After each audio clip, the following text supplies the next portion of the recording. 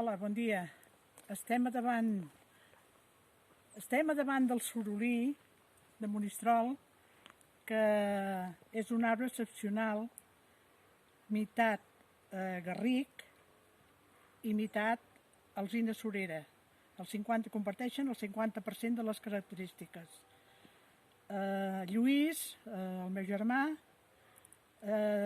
desbrossava la carretera per anar cap al molí d'en Sala i perquè aquest revolt hi hagués una mica més de visibilitat i anava tallant aquesta garriguera d'aquí sempre, any rere any.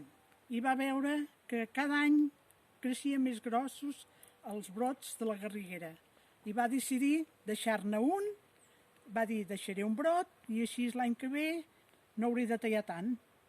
I el va començar a deixar i va començar a pujar i cada any l'ha anat medint, l'ha anat controlant i ara aquest arbre ja té uns 20 anys.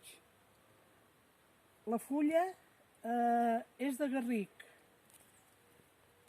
és allargada, amb punxes i les glans són molt petites i es maduren cada 2 anys. És una troballa excepcional.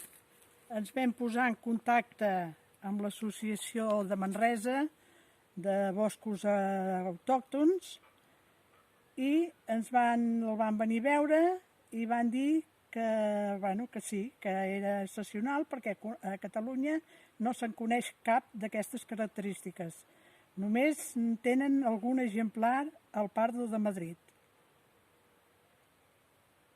Bé, ara s'ha passat una instància a l'Ajuntament demanant que el protegeixin i que el senyalitzin amb una placa o amb alguna cosa perquè és un arbre únic i és una raresa de la naturalesa perquè va néixer natural.